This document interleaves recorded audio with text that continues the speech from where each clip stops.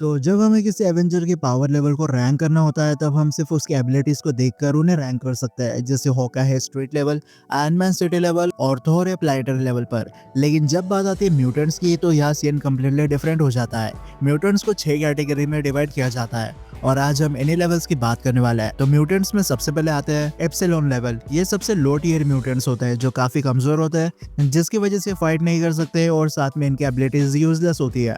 और सबसे बुरी बात यह है कि म्यूटेशन की वजह से ये कई बार मॉन्स्टर जैसे दिखाई देते हैं, जिसकी वजह से ह्यूमंस के बीच में मिक्सअप नहीं हो पाते। कुछ एग्जांपल बताओ तो सबसे पहले आता है बीक, जो सिर्फ एक बर्ड की तरह दिखाई देता है, लेकिन ना तो इसके पास कोई सुपर स्ट्रेंथ है और ना ही ये उड़ सकता है। और फिर ग्लोब हरमन भी इसी कैटेगरी में आता है। ये ट्रांसपेरेंट वैक्स मटेरियल से बना है, जिसकी वजह से इसके इंटरनल ऑर्गन्स दिखाई देते हैं और देखने में बहुत खराब लगता है। ग्लोब खुद की बॉडी को रीशेप कर सकता है, लेकिन ये प्रोसेस कई बार पेनफुल हो जाती है। इससे थोड़ा ऊपर आते हैं डेल्टा लेवल। अब ये ऐसे म्यूटेंट्स होते हैं जो फिजिकली ह्यूमंस की तरह दिखाई देते हैं, इसलिए दूर से देखकर पता नहीं लगा सकते कि ये म्यूटेंट्स है या फिर इंसान। लेकिन डेल्टा लेवल की सबसे बड़ी प्रॉब्लम ये है कि ये लोग अपनी मर्जी से पावर्स को यूज नहीं कर सकते। इनकी पावर्स पैसिव तरीके से काम करती है, जिससे डेडपूल 2 में दिखाई गई डोमिनो। इसका लक इसकी सबसे बड़ी सुपर पावर था, लेकिन ये अपनी मर्जी से अपनी पावर्स को यूज नहीं कर सकती। फिर आता है गामा लेवल। अब गामा म्यूटेंट्स वो होते हैं जिनके पास एक्स्ट्राऑर्डिनरी पावर्स होती है और ये अपने लेवल पर काफी ज्यादा स्ट्रॉन्ग होते हैं, पर इनका फिजिकल अपीयरेंस बहुत ज्यादा वियर्ड होता है, इसलिए ये आसानी से ह्यूमंस के बीच में मिक्सअप नहीं हो सकते।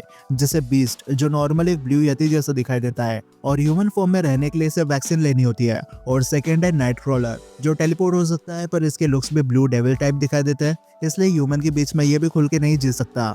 इससे ऊपर आते हैं बेटा लेवल, लेकिन इस लेवल में बस वो म्यूटेंट्स देखने मिलते हैं जिनकी पावर्स कई बार दूसरों के लिए या फिर खुद के लिए प्रॉब्लम बन जाती है, जैसे वोल्वरिन। एडिमेंटियम की वजह से टाइम के साथ वोल्वरिन की बॉडी का हीलिंग प्रोसेस बहुत स्लो हो जाता है, लेकिन एडिमेंटियम तो बाद में वोल्वरिन के बॉडी में डाला गया था। अगर वोल्वरिन अपनी नेचुरल बॉडी को कैरी करता तो वो आराम से 300 से 500 साल जीता और वो बहुत ज्यादा फास्ट मूव करता, लेकिन क्योंकि अब बॉडी में एडिमेंटियम नहीं है, इसलिए वोल्वरिन इवॉल्व करना शुरू कर देता। वो सोचने समझने की एबिलिटी को खो देता टाइम के साथ और एक एनिमल जैसा जिंदगी जी रहा होता। ऐसे ही रोग है जो किसी को भी टच नहीं कर सकती, क्योंकि दूसरों को टच करते ही रोग उनकी पावर्स को एब्जॉर्ब करना शुरू कर देती है। इसने तो वोल्वरिन को भी ऑलमोस्ट मार दिया था। अब थोड़ा और ऊपर आए तो देखने मिलता है alpha level. Alpha level mutants वो होते हैं जो ह्यूमंस की तरह दिखाई देते हैं। इनके एबिलिटीज पर इनका फुल्ली कंट्रोल होता है और इनकी पावर्स का कोई ड्रॉबैक नहीं होता। कुछ अल्फा लेवल म्यूटेंट्स की बात करें तो वो है चार्ल्स जेवियर, मतलब प्रोफेसर एक्स, जो प्लैनेट का सबसे पावरफुल टेलीपैथ है। देन स्ट्रॉम है, जो लाइटनिंग और वेदर मैनिपुलेशन कर सकती है। और फिर साइक्लोप्स भी इसी कैटेगरी में आता है, जो अपनी आंखों से डायमेंशनल एनर्जी को चैनलाइज करता है।